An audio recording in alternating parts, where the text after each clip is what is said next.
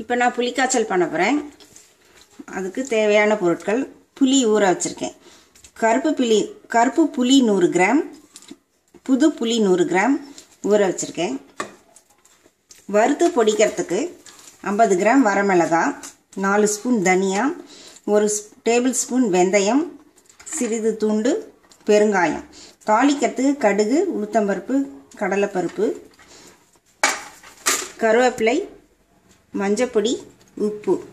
நல்லெண்ணெயில் தான் புளிக்காய்ச்சல் பண்ணணும். ஒரு பெரிய கப் அளவு நல்லெண்ணெய் எடுத்து வச்சுருக்கேன். முதல்ல புளியை கரைச்சி கெட்டியமாக வடிகட்டி எடுத்து வச்சுக்கலாம். ரொம்ப தண்ணியாக இல்லாமல் கெட்டியமாக கரைச்சி எடுத்துக்கணும். ரொம்ப தண்ணியாக கரைச்சா ரொம்ப நேரம் கொதிக்க விடுற மாதிரி ஆகும், ரொம்ப நேரம் எடுக்கும். ஒரு 2 தடவை தண்ணி விட்டு கரைச்சா போதும்.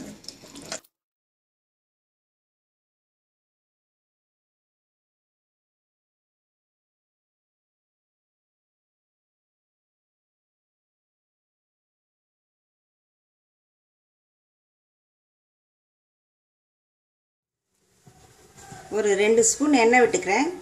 இந்த மிளகாய், தனியா, வெந்தயம்லாம் வறுத்து எடுத்துக்கலாம்.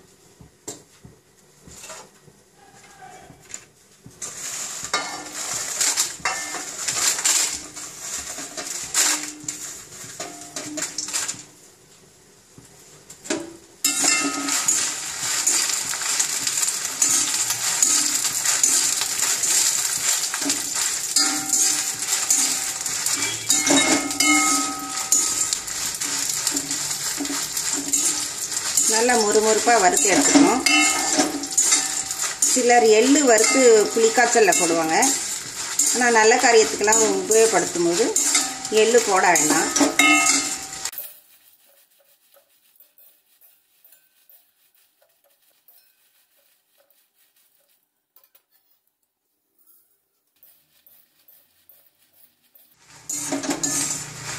இப்போ மிளகாய் வறுபட்டுருச்சு, இதை எடுத்துடலாம்.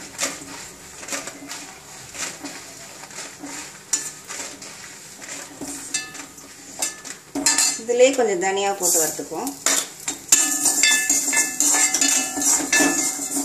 லேசாக வாசனை வர வரைக்கும் வறுத்தா போதும்.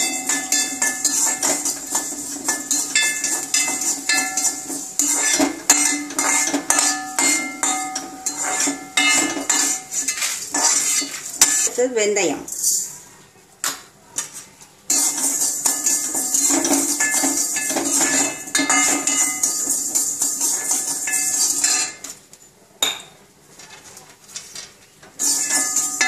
வெந்தயம் சேர்ந்துருச்சு.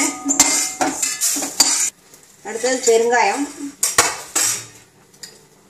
கொஞ்சோண்டு எண்ணெய் விடுறேன்.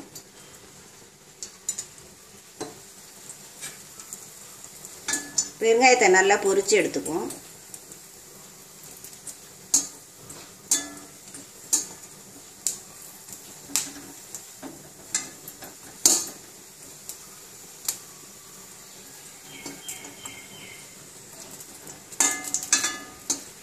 பெருங்காயம் பொரிஞ்சிருச்சு. இது எல்லாத்தையும் ஆற வச்சு மிக்சியில் கரகரப்பாக பொடிச்சுக்குவோம். ரொம்ப நைஸாக பிடிக்க வேண்டாம், கரகரப்பாக பிடிச்சா போதும். இப்போ புளிக்காய்ச்சலை தாளித்து புளியை ஊற்றி கொதிக்க விடலாம். நல்லா ஒரு 100 கிராம் நல்லெண்ணெய் விடுறேன். நல்லெண்ணெயில் தான் புளிக்காய்ச்சல் போடணும்.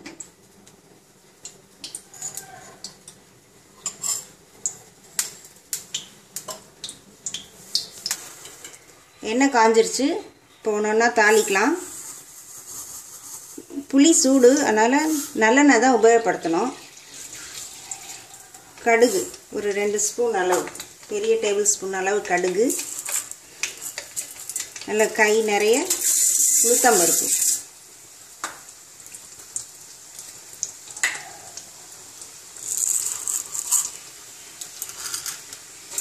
கடலைப்பருப்பு. உளுத்தம்பருப்பு, கடலைப்பருப்புலாம் நல்லா தாராளமாக போடணும், அப்போ தான் நல்லாயிருக்கும். இப்போ வேர்க்கடலை, ஒரு சின்ன கப்பு நிறைய வேர்க்கடலை, வறுத்த வேர்க்கடலை தான் அது. பச்சை வேர்க்கடலையும் போட்டு நல்லா வறுத்துக்கலாம். இது நல்லா சிகப்பாக வரணும். நல்லா செவந்து வந்தோடனே கருவேப்பிலை,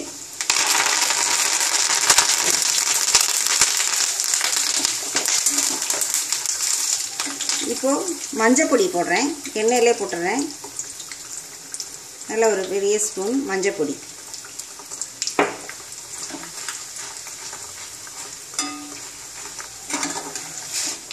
எல்லாமே செவந்துருச்சு.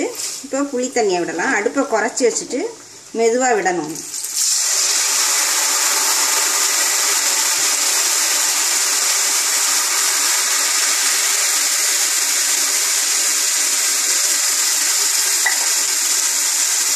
இதுக்கு தேவையான அளவு உப்பு, இந்த அளவு உப்பு போடுறேன்.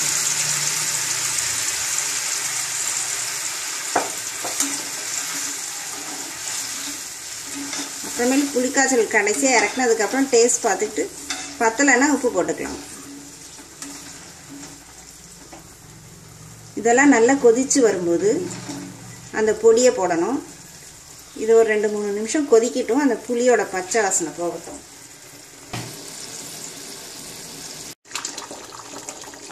புளி நல்லா கொதிச்சிருச்சு. இப்போ இந்த பொடியை போடுறேன். புளிக்காய்ச்சலுக்கு பழைய புளி புது புளி ரெண்டும் கலந்து போட்டால் தான் நல்லாயிருக்கும். அந்த மாதிரி தான் போடணும்.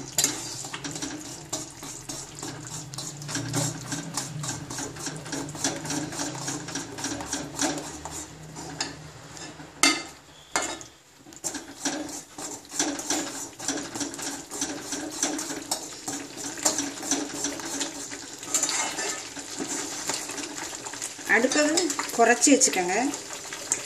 மேலே திடிக்கும். குறைச்சி வச்சுட்டு மேலே எண்ணெய் பிரிஞ்சு தனியாக வரணும். அது வரைக்கும் கொதிக்கணும். அப்புறம் தான் இறக்கணும். இது ஒரு 10 நிமிஷம் கொதிக்கட்டும். எண்ணெய் பிரிஞ்சு மேலே மிதக்கணும். அது வரைக்கும் கொதிக்கட்டும்.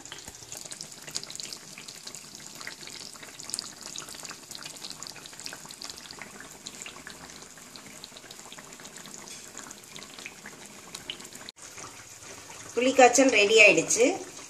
இந்த மாதிரி கெட்டியமாகணும். எண்ணெய் மேலே மிதந்து வருது. இந்த மாதிரி எண்ணெய் மேலே மிதக்கணும். நல்லா ஆற வச்சுட்டு உப்பு பத்தலைன்னா உப்பு போட்டுக்கிட்டு நல்ல ஒரு கண்ணாடி பாட்டிலில் ஆற வச்சு எடுத்து வச்சுக்கிட்டா ஒரு 15 நாளைக்கு நல்லாயிருக்கும். குழம்பு கெட்டு போகாது. இந்த மாதிரி மேலே எண்ணெய் மிதக்கணும். அப்போ தான் குழம்பு கெட்டு போகாமல் இருக்கணும். இதை உடனே சாதத்தில் போட்டு கிளறி சாப்பிடாம அடுத்த நாள் சாதத்தில் கிளறி சாப்பிட்டா நல்லாயிருக்கும். புளியோதரை கிளறணுன்னா முதல் நாளே புளிக்காய்ச்சலை போட்டு வச்சுக்கிட்டா தான் அந்த புளிப்பு காரம்லாம் அடங்கி ஒரு பதமாக இருக்கும். இப்போ உடனே சாப்பிட்டா ரொம்ப காரமாக இருக்கும், எரிச்சலாக இருக்கும். புளிக்காய்ச்சல் ரெடி.